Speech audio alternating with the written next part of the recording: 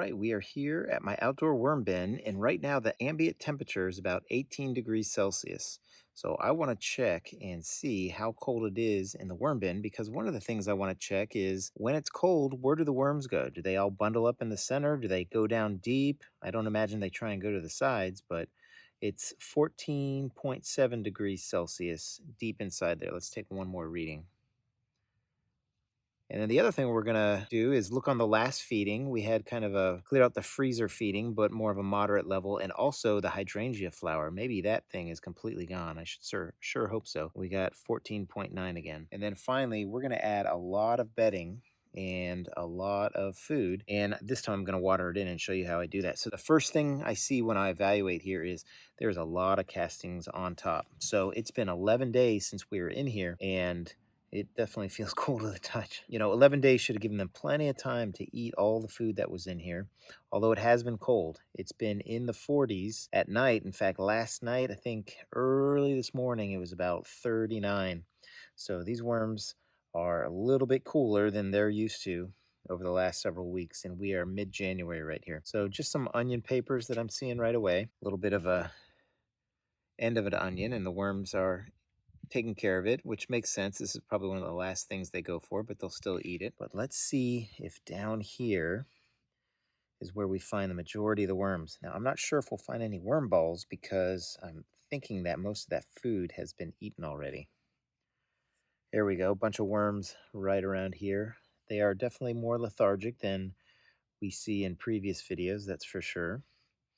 And here's a mango seed that I think we showed last time and had a bunch of worms on it and a lot of the fibers, but they've taken care of that. So I'm not seeing them bunched up as if they would kind of huddle or something like that. And the worms are definitely not warm-blooded, so it's not like that would necessarily help them, but I thought maybe their eating and their digestion would create heat and maybe they would bunch together like that, but not seeing anything like a big clue of worms right here. Just a good smattering of worms all over the bin. Here's one of those cherry seeds. I keep meaning to bring out some pliers or something to smash all these seeds that are in here. This thing has been in here for a very long time. Yeah, nothing that tells me, okay, they all get together right here in the center, and that's how they keep warm. So I think they're just doing whatever they want, and maybe this is a warmish part, but maybe the whole thing is of equal temperature. I think those two temperatures we took were about the same. So let's dig into the side and see if we see a bunch out there. And let's see if this is a food or a mango. This looks like a mango also. In fact, this may be that one that we saw last time because it has a little bit more worms and a little bit more fibers. You can really see the fibers really well. It's kind of like dry fibers throughout here. And lots of worms all over it. And I think this one, there's a tiny thing right here. I think that is a potworm. It is most likely not a baby worm. They are pink even when they're first born. These are all red wigglers, but here you can see kind of a purple line and the food inside this worm right here, if we're close enough and you can see it. But pretty neat showing on this mango right here. You can see why I want to add more bedding. There's just so many castings right here, and I take out castings every week. I haven't this time, and like I said, it's been 11 days, so they're certainly building up. Now, his bin is, I think, about a year old, and I've actually fed it 44 times, which comes out to an average of about 8.25 days between feeding. So if you're wondering how often I feed this, on average, it's about that. This is some of the, again, compostable tray. They're just getting to some of the bigger parts. And this looks like a grape or tomato stem.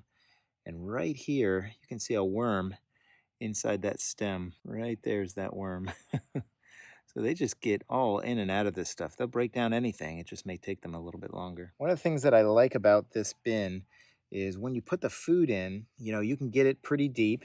And, the worms kind of live in a three-dimensional environment here. They're not just coming at it from the sides. They can go up and down and over and around. So with a bin this deep, all the food is really globally accessible to them from all directions. So that's also another reason why I bury it. Oh, look at this.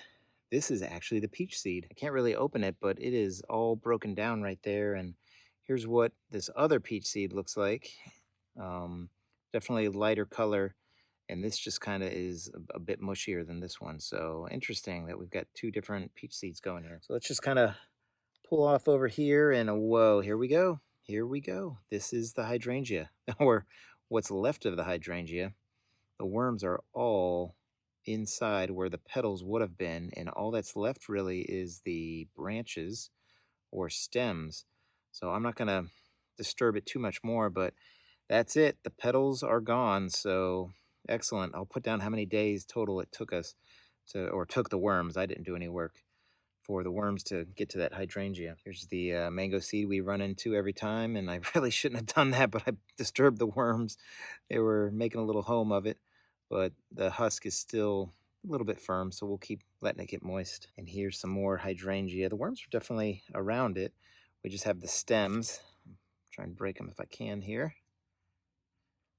All right, I think that is about it. This bin is chock full of worms. We had no distinct worm balls. They were all kind of all throughout the bin, so I don't think that they were doing anything with each other to try and stay warm.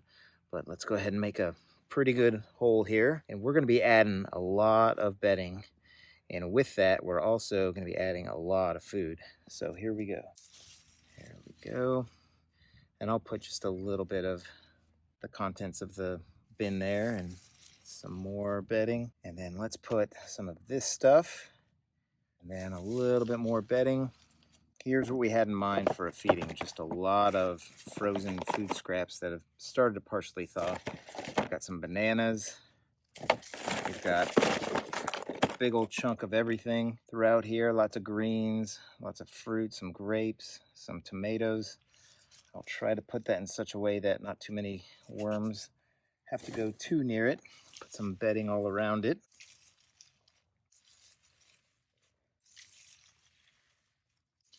The good thing is, as this thaws, it will add a lot of moisture to it in addition to what I'm going to put in. All right, here's our coffee, and you can see little chunks like this that have some mold on them and then some of the fresher stuff.